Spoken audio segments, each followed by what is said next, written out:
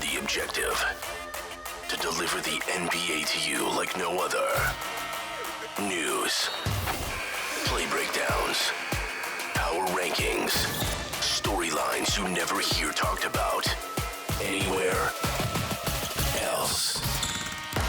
It's all straight shots here. Fired by straight shooters. S and Gunn. This is the Objective Basketball Podcast. Hello, everyone. Welcome to the Objective Basketball Podcast. Lauren S. here, chilling, relaxing. Except you are not chilling and relaxing. You are doing the very opposite of that. You've had a hectic 24 hours, an insane 24 hours. Before we jump into everything, it's funny because we did the reaction pod, the emergency reaction pod, if you will, to Kyrie Irving's trade demands. And then less than 48 hours afterwards, Kyrie Irving is indeed traded to the Dallas Mavericks in exchange for Spencer Dinwiddie, Dorian Finney-Smith, a 2029 first-round pick, and a couple of second-round picks as well. I also, not to be remiss, Markieff Morris is also going to the Dallas Mavericks. A little bit there. Lauren, you did your spiels on Twitter, the long paragraphs, essay worthy. I think we should start getting you to write for SDPN. Just, a little bit of some of those paragraphs, throw them onto the website. But I before I jump in with my opinion on what this whole thing is, because I am curious to see what your opinion is. You seemed like, from the Mavericks' perspective, that you didn't mind the deal, that you kind of made sense of it. So I wanted to see what you thought before we jump into everything. The whole Kyrie Irving debacle. Yeah. So. Yeah, I mean, there are many aspects that you can come from with it. I know your biggest concern as far as the defense, or at least that's the impression that I'm under. I think for Dallas, the biggest thing, and I included it in that tweet, if it, for anyone that hasn't seen it, is that this was an opportunity for Dallas to become more competitive and add a big talent, whether it be, part-time or full-time, but I'm sure we'll get to that in a bit.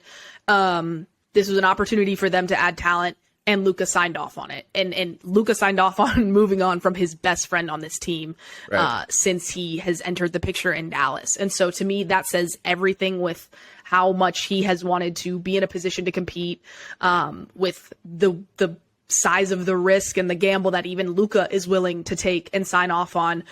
So for Dallas, I mean, at the surface level, it's kind of like, God, really, this is the move that you made. Like, this is your home run swing with Luka. And what's crazy is that this could end up being their only swing. The crazy part and why I am okay with the move is if they had stood, I guess, pat and continued to wait, especially with how this Christian Wood situation might pan out. Another thing I'm sure we'll get to is they could have never had an opportunity to really land someone. They could have been waiting, trying to get a seat at the table on anyone that became available, whether it be someone in the Pascal Siakam category in the future, or even someone in the Zach LaVine with the injury concerns and the contract and all of that. And they still might not have ever been the team that came out and was able to land that player. So for Dallas, finding yourself in a desperate situation in a high risk, high reward, I mean, it's not surprising. And to me, they made the best of what their current reality was. So for those reasons, and even ultimately when he does decide to move on, because that is, I think, what everyone is under the impression and probably believes,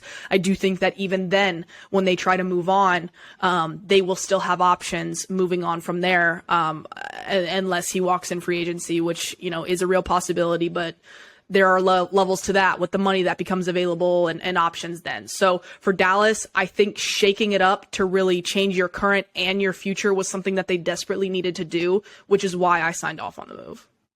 What do you think of the whole Kyrie has connections to Nico Mannion and Jason Kidd, and there's this section in the Shams Charania article, I believe last night, saying that they believe they have the infrastructure and the culture. By the way, we have the exact same mugs.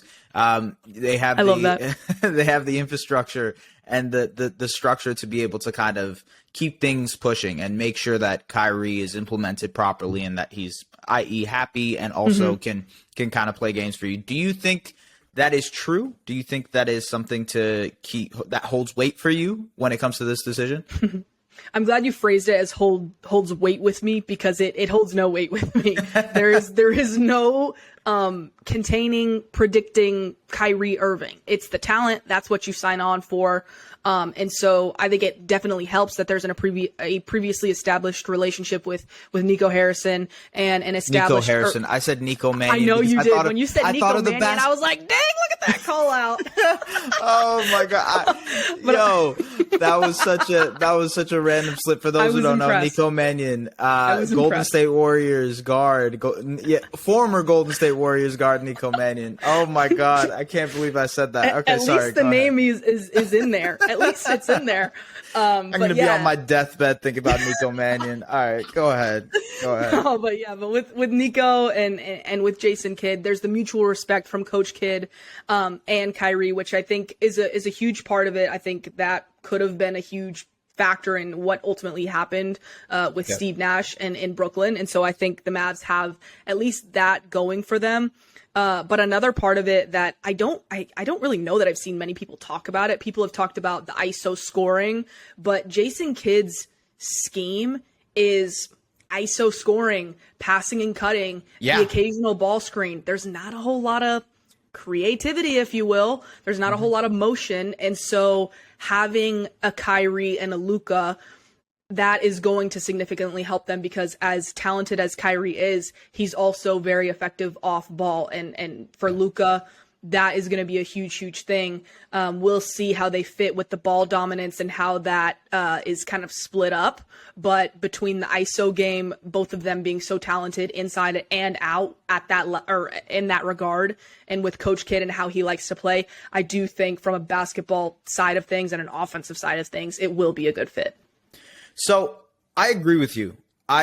From what you said, I 100% agree with you. I think basketball wise, a lot of people are underrating Kyrie's ability to mesh with whatever superstars. If we consider, he was next to LeBron James, a ball dominant player in himself, right? A lot of people have brought up the whole ball dominant aspect of Luka Doncic without recognizing what Kyrie Irving has done off ball. I think throughout his career, he's shown that he can do that.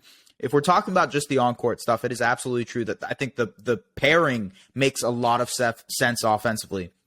You have Luka Doncic, who is this otherworldly advantage creator, next to Kyrie Irving, who by himself is an otherworldly advantage creator. These guys will be able to create advantages out of thin air. So even the supporting cast, whether it be a Josh Green, whether Christian Wood ends up staying, whether it's Max Kleber, whoever, Tim Hardaway Jr., Reggie Bullock, right?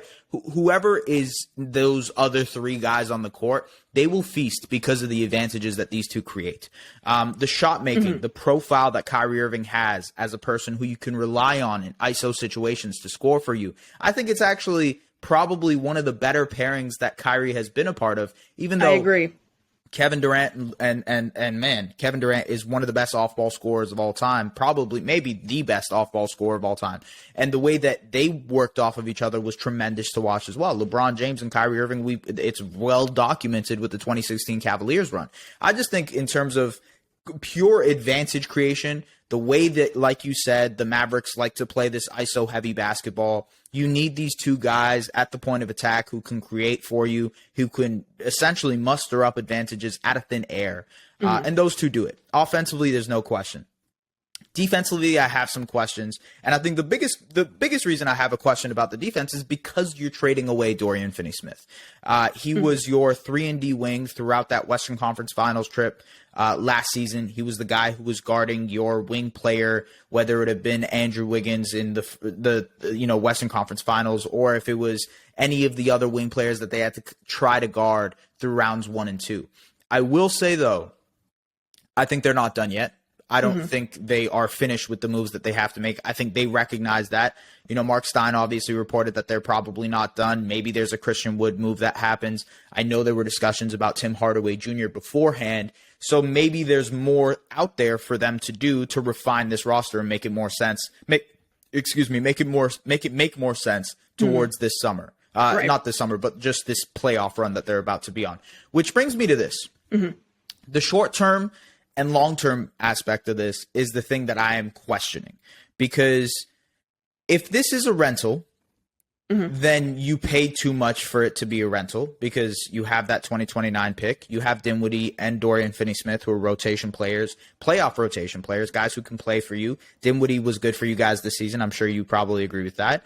DFS, obviously, he's had a down year shooting-wise, but I think overall you rely on a guy who's a 3-and-D defender like that any time out of the day. Those are two guys that you rely on. I think in the grand scheme of Mavericks assets world, those are two guys plus the 2029 pick that you later could have packaged for something bigger, better. And to your point about you never know when that star comes out, I think the only pushback I have on that is because we haven't had that star ask out over the last 5 or 6 months that other than Kevin Durant, right? We haven't had that big young star who's like, nah, I'm done with it. I'm tired.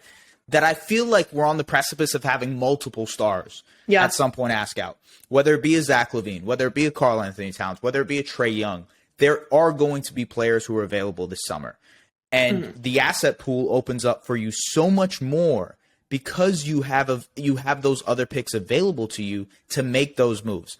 Right. We can talk about that later. If you have any pushbacks on that, we can talk about that in a sec. But if you're going to sign up for a long-term deal, you can't play hardball with Kyrie Irving. This summer, we saw the Nets just now play hardball with Kyrie Irving and lose. Right. They lost that situation because it got to the point where it's irreparable. They had no way to fix that relationship, and it came down to money. It came down to, quoted by Shams Charania and others, fundamental differences with the organization in massive, gigantic air quotes. Michael Bay title screen air quotes I'm talking about.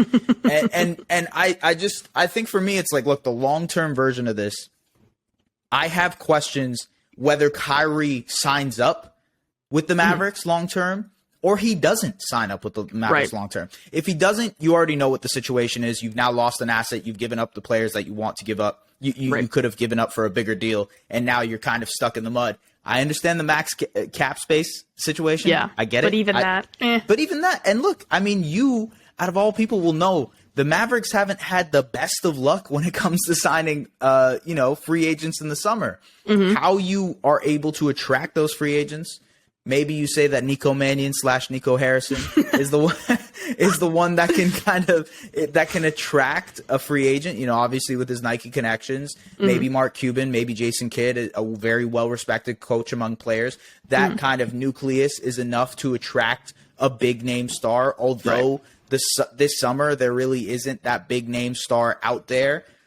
My question is, if he opts out long term, doesn't make sense. If he opts in and he inks a 4-year deal with you, I'm going to go ahead and recap what the last 4 years was for the Brooklyn Nets. So Kevin Durant, Kyrie Irving, and DeAndre Jordan signed on in Brooklyn in 2019 after a few months after they signed because of not Jacques Vaughn, sorry, Kenny Atkinson not starting DeAndre Jordan. They ended up firing Kenny Atkinson, the person who created the whole, fun nucleus of the Nets culture and whatnot. They fired him. They made Jacques Vaughn the interim coach, and then Steve Nash was later hired. Under that first season, Kevin Durant and Kyrie Irving practically missed the entire season. KD missed the entire season. January 7th, 2021, this is almost a full year after the whole Kenny Atkinson being fired situation. Kyrie is absent for personal reasons for 2 weeks and is caught at his sister's birthday party just days later. And then in that summer, in the playoffs, he gets hurt. The whole toe situation with Kevin Durant, you know the saga there. They lost out on a potential conference finals run because of that. So we move on to the 2021-2022 season, and now we have the whole vaccine saga. He is unwilling to do the vaccine. I say saga because this would be Star Wars-esque if I tried to detail every aspect of it for you. You can go and check it out. Kyrie is ineligible to play in home games because of the vaccine saga. Then Kyrie becomes part-time. Then there was a rift between James Harden and Kyrie Irving, which forces Kyrie Irving to end up moving which forces James Harden to end up asking out for a trade. James Harden gets traded for Ben Simmons.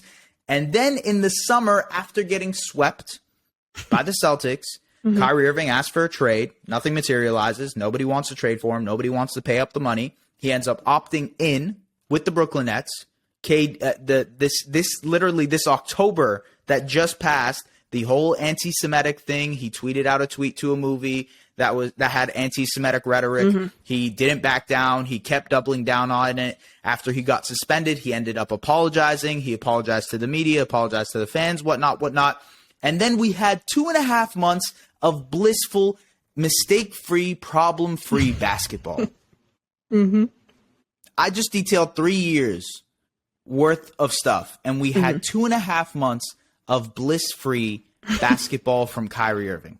In those 2.5 months, he was sensational. He is now going to be starting in the All-Star game. That's the caliber of player Kyrie Irving is. And the Nets were very successful because of that. Kevin Durant was looking like an MVP. Kyrie Irving, like I said, almost like an all-NBA type of player, 50, 40, 90 type of guy. And yet still, in February, he demanded a trade. So despite those 2.5 months of amazing, good, fun times, this Nets team is back, maybe, ? We still get a trade. He is now a Dallas Maverick.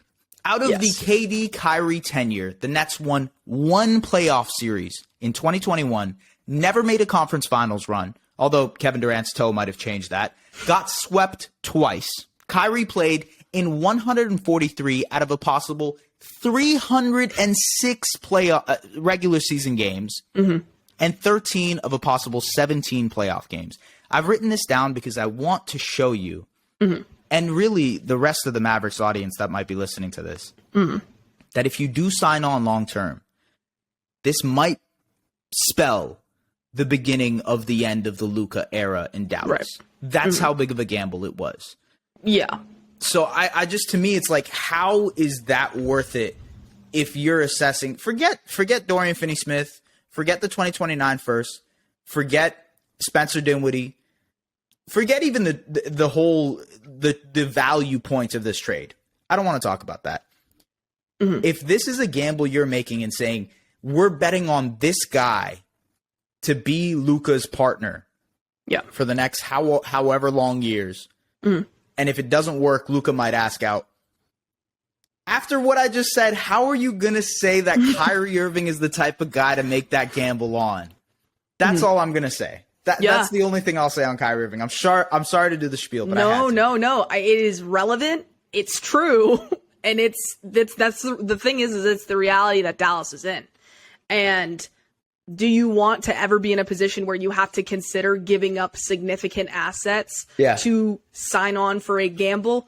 You don't ever want to find yourself in that position. But that is how the Mavericks have managed themselves over the last couple of years. That is how they've set themselves up. That is what kind of they set up by completely botching the Jalen Brunson situation, which everyone has spoken on at length. Well, that's what created this, right? Exactly. Yeah. And so for Luka, I mean, don't get me wrong, the Kyrie history is atrocious, but like you said, the last 2 months have been pretty good, and they've really only got 3 months left to see, okay, it's here until the playoffs, and then come playoff time, we'll just see what happens. And for Dallas, I mean, as crazy as it sounds, let me look back a little bit at Spencer Dinwiddie and Dorian Finney-Smith, and then yes, you have the picks, whatever. But for Dallas, Spencer Dinwiddie, there have been nights when it's amazing, really great, and then there have been nights where it is absolutely terrible, like terrible. And then with Dorian Finney-Smith, I love him, heart and soul of the team, not a needle mover, period. So for Dallas, you were eyeing this future of mediocrity and hoping that you would get lucky on a trade scenario. And for Dallas, the Kyrie Irving situation is not at all ideal. There are many, many flaws in this plan, if you can even consider it that, because there's so much uncertainty. Maybe a guess, I don't know. And so for Dallas, you recognize that Kyrie Irving, if you're monitoring this situation, his number one, and probably the biggest reason he left Brooklyn, was because he did not get the extension that he wanted. And I think one of the biggest pieces of this whole puzzle with Dallas is the fact that Mark Cuban likes money, he likes to win, and he wants to give Luka a star. He has been itching for that almost as much as the Knicks have wanted a star. And so I think for Dallas, signing on for this, I do think that Kyrie, I don't think that they know they're not in a position to play hardball. And I think they're going to give Kyrie probably they're going to offer him the most favorable extension that he would have received. They have to. Yeah. They have to. And so for those reasons, I do, as of right now, and literally anything can change at any point, especially with Kyrie. But I do think that Dallas making this gamble, I think that they're going to be willing to kind of give him pretty much whatever he wants because they don't have an option. And I don't necessarily even think that that means that they're committing to him for all of those years. I think everybody knows that. But for Dallas, if you can just get him to sign that pen, even if it's 2 years, even if it's 4 years, and that ends up being a liability, moving on from Kyrie when he ultimately, inevitably demands a trade, you will still be in a conversation of having players that are going to come back that you were not going to be in a conversation before. And I'm not saying it's going to be some crazy deal, but we're looking at at least you can get something back, right? You can get something back. And right now, I mean, the Christian Wood of it all could help soften the blow of the draft picks that got moved or even a current win now player. We'll see what that looks like. And again, especially considering what you gave up for him, that conversation has been had. But with Dallas right now, if you don't want for Kyrie, you know the priority number one is money, and you know that you can probably get him to sign an extension, whether he intends to keep that commitment all the way through or not. You just got to get him to sign it. And because it's only 3 months and because it's just the playoffs, in order to get the deal that he wants, the most years, the most money, the most favorable, he's got to show up and play. And so I do ultimately think they will be able to do enough over these next couple of months to get him to sign that. And then from there with Kyrie, it is literally day by day. But at least by then, I mean, this is what I was going to say. For even just a 3-month rental, we just saw Chris Paul get offered. Chris Paul, Jay Crowder, and picks. That was unspecified. Surprised that was I was also surprised. And if I'm being completely honest, I think there are other situations that, I mean, you mentioned Trae Young is a bad example, but like the Hawks, and we're seeing some teams get very desperate.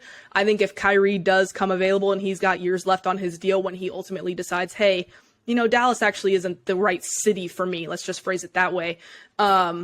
I think that he will demand a trade. He will have years left on his deal, and then Dallas can look around, and that might be when the Timberwolves say, you know what? We've really tried. We really suck. We need Anthony Edwards to have something new to roll with. I mean, there are plenty of options. I mean, I think even the Zach LaVine conversation could come back around. Right. But I mean, and that's, again, a whole other conversation. But the point is that for the Mavs, this completely shook up what their future was going to look like. And they needed that so bad. And so as much of a gamble as it is, I think they needed to do it, or it was just going to be a slow, painful death in this Luka era. It's also a gamble on how good Luka Doncic is, by the way. Because for sure. I think it's totally fair to say, hey, Luka is a guy that you can give him, and we've had this conversation before right here on this podcast. Give Luka anybody that is decently good, and they will have a chance at winning an NBA championship. Kyrie Irving is very decently good. He is that caliber of a player. He is that caliber of a star. And like we said, the encore fit offensively is going to be awesome, although there are defensive questions.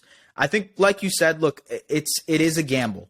And, a lot of folks like to gamble. I have to do my segue here because I'm trying to do my best. Think you know what way it's going to go. Make your bet at Sports Interaction. As much as we love hockey, we're looking forward to one of the biggest days in sports, Super Bowl 57. And Sports Interaction has you covered pregame, in-game, and prop bets. Want to bet? Head to sportsinteraction.com/SDPN, or in Ontario, download the app using the QR code on your screen. Please play responsibly, 19+. So, there are the league-wide ramifications of this. You kind of touched on it with Phoenix, because I think that's a really, really interesting aspect to look on. I think the Dallas of it all, because, man, if we ever drop merchandise, by the way, for this podcast, of it all is going to be such a catchphrase. You've coined that. I gotta give it to you. Hats to you for coining of it all. But the Dallas Mavericks of it all, I feel like we've talked about for this last 20 minutes. I think it's clear. It's a gamble. It's a bet that they're taking. Let's see what happens over these next 3 months. Let's see how Luka and Kyrie look like on the court, and we'll have more podcasts to come for sure when it comes to the Luka and Mavs and Kyrie situation, no doubt. When it comes to the league-wide ramifications, I think the first place to look at is with the Brooklyn Nets themselves. with Kevin Durant? And that's the biggest question of all of these questions that we are going to try to answer in these next couple of weeks is how happy does Kevin Durant look right now losing Kyrie Irving? This 3-year saga, 4-year saga with Kyrie has been a mess.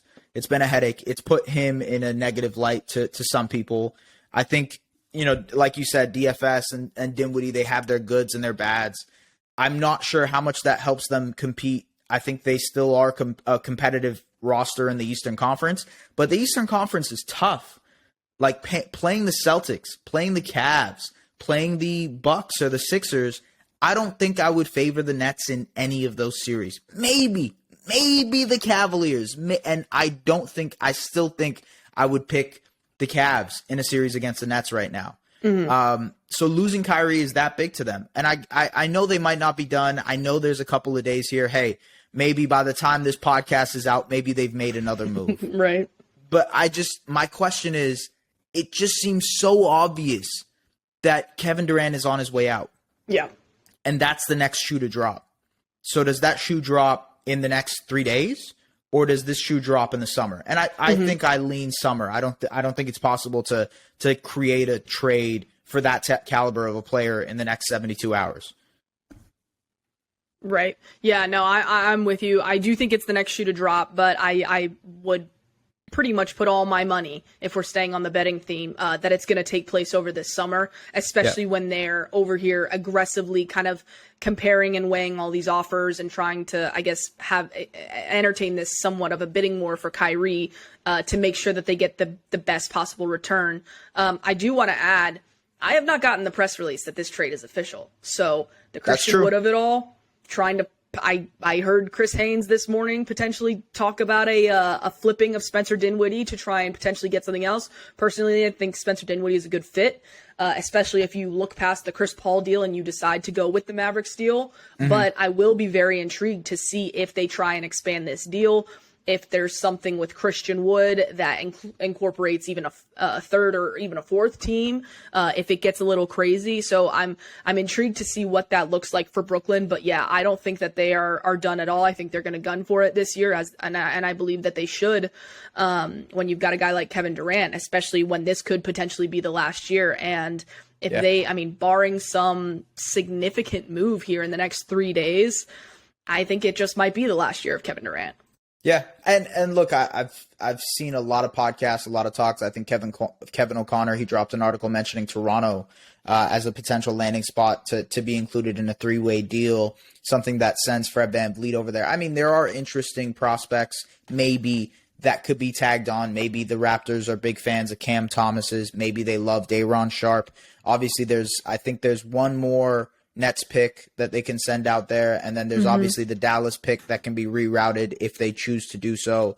So yeah, you're right. The trade isn't official. Maybe there's a third team that jumps on here and there's some more assets thrown in. I guess my question with that is, like, how much of a difference does that make for Brooklyn? And who's out there that can be that big of a difference maker? I'm not really sure. I don't know. I don't think there is a guy out there right now in the trade market. Even Fred VanVleet, like, I mean, throw Fred on the Nets, and I think, honestly, I think he would obviously make them better. I think they would be awesome. I think they would be friskier. But do I still see them beating the Celtics or the Bucks, for that matter, or the Sixers? I don't think they. I'm with you there. That. Yeah. So I don't know what happens with the Nets, but I think, to your point, the writing is on the wall. And it's just when the inevitable shoe will drop of Kevin Durant being moved. And when that shoe drops, by the way, it's going to be crazy. It's going to be absolutely insane, because there aren't those questions that were there in the summer. However stupid the questions were, however lame the questions were, the questions existed. In the summer, people were saying, Kevin Durant didn't look that great against the Celtics. He got swept. He kind of looked slow. The separation wasn't there. He's missed a bunch of games. Do people really want to trade for him? And I think some of that seeped into what the teams were looking at too. And they're like, I don't know if we want to offer everything. That's kind of crazy. Right.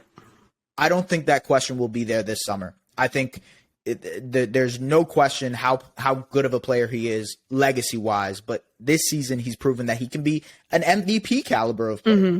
So I don't think those questions will be there. I think everybody will throw the kitchen sink to get Kevin Durant. So, I don't know. The other side of this is Phoenix LA Clippers. Those are the teams that have been mentioned.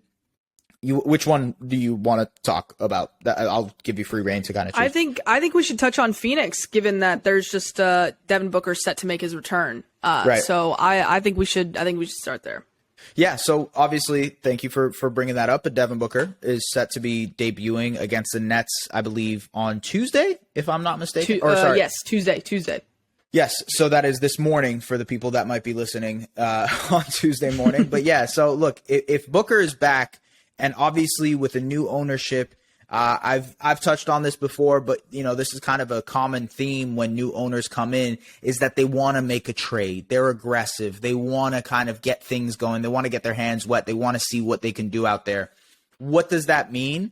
I think there's potential for Chris Paul to get moved. Where? That's the big question. I really don't know what is out there for Chris Paul to get moved that makes the Suns better.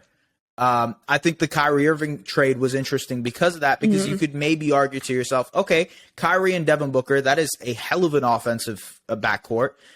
Pair that with Ayton and Bridges and, Cam Johnson, and wow, that's a really, really fun offensive team that can play some defense as well.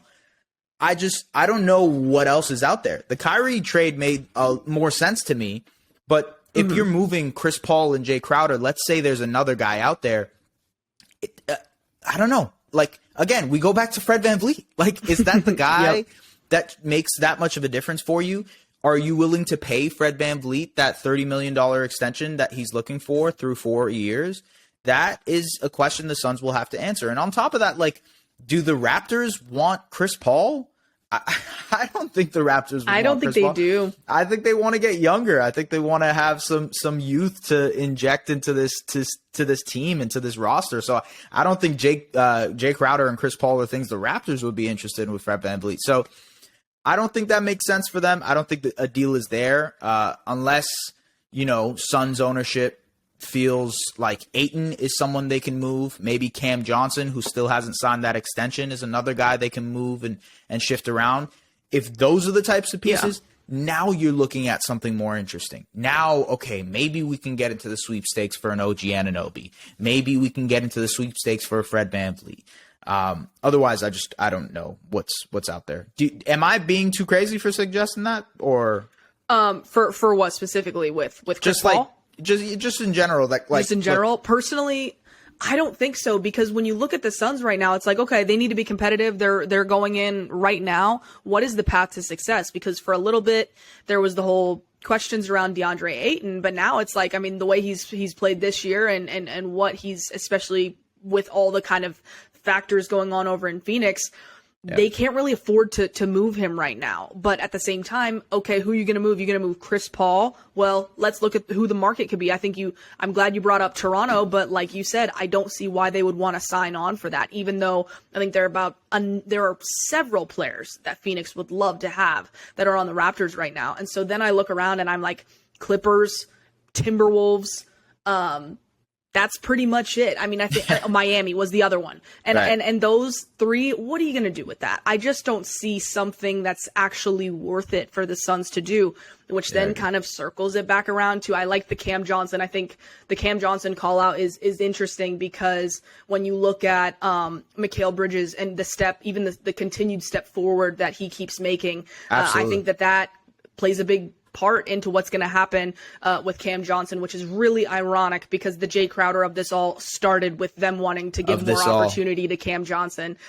So who knows what happens there. I will be interested to see if they kind of look around at situations that are kind of have maybe timed out. I think a John Collins situation could be interesting, but what does Atlanta get from? I mean, I think it would have to be like a Cam Johnson plus kind of Jay Crowder salary filler like that. I think that could potentially be interesting.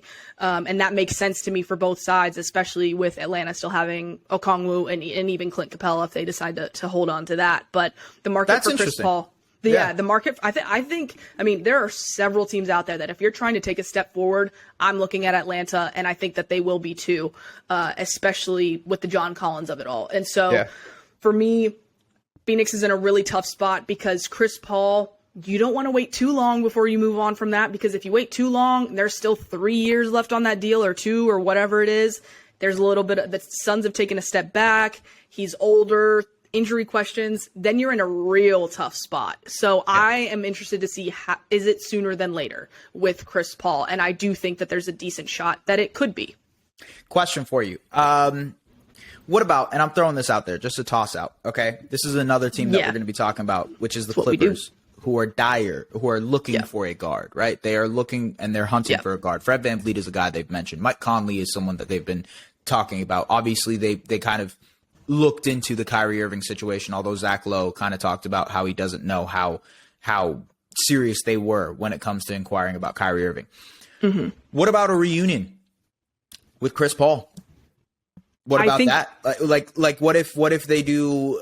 Obviously Terrence Mann is someone they don't want to move, but what if there's some salary stuff plus a pick? Like Luke Kennard, Marcus Morris, and Covington, things like that. Jackson. Yeah, sure. There are several players out there that are in that double-digit figure that they could move, and the Kennard one I think was even mentioned today for probably like the 50th time that they have interest in moving off of his salary. And for Phoenix, they've got guys that are, there are younger options. If Terrence Mann is truly untouchable, I think Brandon Boston is another guy who's intriguing, a wing that can score that you could invest in if you do end up needing to go a little bit younger. So I do like the Clippers call out, because again, if you're Phoenix and you're looking forward, I know that they're, that Matt, remind his last name. Ishbia. Thank you, Ishbia. Listen, Mannion, Nico Harrison, Matt God, Ishbia. I'm like, what's his last name? I know it. I've seen it a million times, but I just it couldn't come to me. But it has been made clear that he wants to win, and he wants to win now. So moving off of Chris Paul, I don't know if that's something that he's fond of. I think James Jones might see the writing on the wall. So is there a potential clash there? Is that something that one way or another they can get on board with? But I do like the Clippers a lot, because personally, I think Masai is not pulling that trigger on a Fred VanVleet deal unless they're getting something of substance. And I don't know that the Clippers are going to be willing to offer that, but a potentially kind of, I guess, tough situation with Chris Paul with the contract, that could be the one. And look, like Chris Paul, let's try to look at it from both sides. For the Clippers, they get a ball handler. They get a guy who they've been looking desperately for, a guy who can be a ball handler. He kind of fits in the age range of the Paul George and the Kawhi. So it's like, hey, once your whole core is done, it's like, all right, let's just start all over, trade everybody. You know what I mean? Like, you can actually do that with this core potentially. The other side is for the Suns. I think the leaps that Devin Booker has made as a playmaker makes you more confident in letting go of a Chris Paul, because now you're not as reliant on Chris Paul's playmaking and secondary playmaking. So if you end up getting a Kennard, if you end up getting a Terrence Mann, if you end up getting some of these like wing players that the Clippers have, then they can slot in beside a Booker. And now you have Bridges, Cam Johnson, you have Terrence Mann, you have maybe Kennard, you have and like, these are guys that you can just slot in right beside Booker, drive and kick scenarios that Monty Williams loves to kind of create from. I think that's a nice pick. I don't know. Maybe I'm just. I like it. I don't hate it. There are far worse, I guess, outcomes for Phoenix right now if you're looking ahead. When it comes to the Lakers, though, and I think that's what a lot of people have touched on. I don't want to go too long on them, but I think at the end of the day, this has put them in a really tough spot. The fact that Kyrie was the one kind of silver lining, the light at the end of the tunnel, if you will, because they thought, hey, first and foremost, we might be in the lead to trade for Kyrie right now. It could give us a chance to sign him in the summer as well and go over the tax if we'd like to, because we have the bird rights now to be able to sign him. And now it's to the point where, like, okay, look, if the Mavs decide to keep him long term, then there's no way we can get him. We don't have the cap space available to us in the summer anyways to go out and just straight up sign him. And now because of the Rui Hachimura deal, it's harder for you to create that cap space unless you just let Rui Hachimura go. So I don't know. I don't know where the Lakers front office's head's at. I know they offered both the picks. They went all in on Kyrie. It didn't pan out. So do they maneuver? Do they pivot and look at Utah now and say, hey, Mike Conley, Malik Beasley, Jared Vanderbilt, we'll give you Russell Westbrook, we'll give you Austin Reeves, we'll give you the 2 picks, yes or no? And I honestly, I love that deal for the Lakers because I think those are three guys that can be rotation guys. We've talked about it a bunch about how like they just need more guys that they can rely on in their rotation. So I don't know. I think that's one aspect for me, but it puts the Lakers in a tough and precarious position because it's like, man, how do you move on from this? How do you try to maneuver things? And like, it should be a good time for that franchise because LeBron James is about to pass Kareem. And, you know, LeBron is playing out of his mind. Anthony Davis is playing out of his mind. It should be a fun time for the franchise, but it's tough when your team isn't competitive. They're at the bottom of the barrel when it comes to the play-in race in the Western Conference. It's tough. It's a tough pill to swallow today if you're a Lakers fan, to be honest with you. So, yeah. Yeah, no, definitely. I agree. I do think that the Utah package out there is the best package for them right now. I've seen some stuff with San Antonio, some stuff with Charlotte, and to me, those are the three teams that are really their only options right now. But do they move the needle? I don't know. That kind of remains to be seen in my opinion, but I do think it significantly helps them in terms of giving them guys, which is something that you and I have just pounded into the ground that the Lakers need to do. So I won't be surprised if we see something happen there. But for them, I mean, then you're looking at if it's Charlotte, you're taking on Terry Rozier's first future money. If it's Utah, you're taking on Mike Conley's future money. And if it's San Antonio, that's in my opinion the least favorable of the three packages. But at least there's not future money locked up, barring a Jakob Poeltl extension, excuse me. But again, there are many questions that come with that. So for the Lakers, what do you want to do? The free agency class is not all that great either. So for the Lakers, I don't know what they end up doing, but while you have this sizable contract to potentially add a bunch of guys, even someone like Terry Rozier, who I actually think would be really great in LA. I think you got to do it. I think you got to just bite the bullet and do it. And so I'm nervous for them what that ends up being. I also think that their best chance could be to try and open it up to a kind of big multi-team trade to really bring in more guys. But again, I just don't know that it's going to get done exactly the way they want it to. Yeah. And look, I don't know. It's going to be, we'll see what happens with the Lakers. Yeah. I feel like we've talked so much about Kyrie and the Lakers and whatnot over these past couple of weeks. I'm kind of getting tired of it, folks. I don't blame you. Couple of small little tidbits that just dropped. Furkan Korkmaz has demanded a trade, whatever that is supposed to be. He is the Sixers sharpshooter. Demanded a trade for a player of that caliber. I'm sure he'll get moved. He'll be included in something. But I'm not sure how much that changes the Eastern Conference playoff race. Mark Cuban also just kind of spoke about the Kyrie Irving and Luka Doncic pairing. He said, I think this can be a great fit for both of them. They can play off of each other, and given that both can get where they want to on the court, it's going to put a lot of pressure on defenses. So just a more generic quote about, their on-court fit. Nothing really crazy to talk about there. I do want to talk about Steph Curry real quick before we head out. Steph Curry, it seemed like he had hurt himself in a game against the Dallas Mavericks, funny enough, and it was a leg injury, but now it seems like he's been ruled out indefinitely after suffering partial tears to his, and I'm sorry, I'm not a biology person, but his superior tibiofibular ligaments and interosseous membrane, as well as a lower leg contusion. Again, Jesus Christ, I'm not one of those people. But he's expected to miss multiple weeks. Although Steve Kerr kind of calmed the storm a little bit and said that, like, look, he's coming back this season, and we're hoping that it's sooner than later. He's lucky that he didn't kind of have a more significant injury. My question with this, and I guess we can wrap with this, is does this change the Warriors' aggressiveness? And what the heck happens to the Warriors in general? Because as we're looking at it, they are now 27-26. They have won 6 of their last 10. They're okay. They were kind of trending up, to be honest with you, with the whole Steph thing. Their rotation was kind of figuring it out, but they're 8th. And Steph is about to be out for, quote-unquote, multiple weeks, potentially for even past the All-Star break. So what do you think happens here with the Warriors? I know Steve Kerr, supposedly calmed everyone, and I don't know what that confidence meter is at, but they need to figure it out quick because even if he returns, is he rushed? Is there a chance? And how good is that chance of lingering injuries? Because they have pieces to move. I know that they're, the Jonathan Kuminga and James Wiseman, and even someone like Dante DiVincenzo, who I don't think that they would really even be that interested in moving right now, considering how good for them he's been in his role. I just don't know that, given the pieces that they have to move and the names that are out there and that have maybe shifted a little bit, whether it be OG, who I don't think they have a shot of getting, Miles Turner signing his extension. I just don't know what the market looks like for Golden State to really make a move right now. And so if there are enough questions with Steph, part of me will not be surprised if they do end up standing pat. I think I've said for so many weeks, they have to make a move. They have to make a move. You cannot waste this year.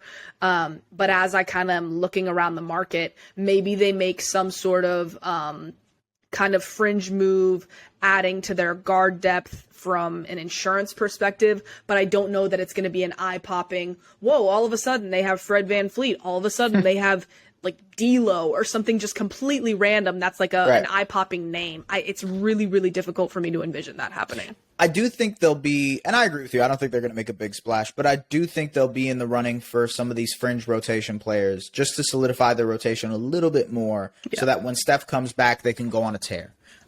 Whether it's like an Alex Caruso, whether it's like, I don't know, I doubt they go for like a Bones Highland, but you know what I mean? Like I like the Caruso is a good one. Yeah, maybe even Jakob Poeltl, like if they end up going for Jakob Poeltl. So like one of these types of guys just to add another bench piece. If that Lakers-Jazz deal doesn't work out, what about Malik Beasley and Jared Vanderbilt? I think those are two guys that could also help the Warriors, right? So I don't know what they end up doing, but I think if anything, this kind of puts the onus on them to make a move because, we've talked about it on this podcast, but the Draymond Green thing, he's most likely gone this summer. That means this is your quote-unquote last dance with this core.